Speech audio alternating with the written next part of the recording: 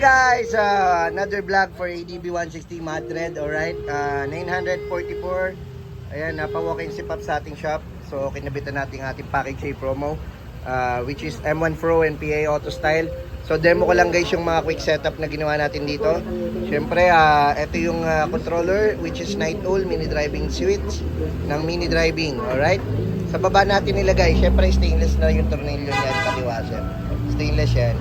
At the same time, ito kung napapansin nyo to, ito yung dual horn mode back to stock. So sa back to stock, stock yan. Pag nakapindot, alright, PIAA, malakas. Pag diniinan mo,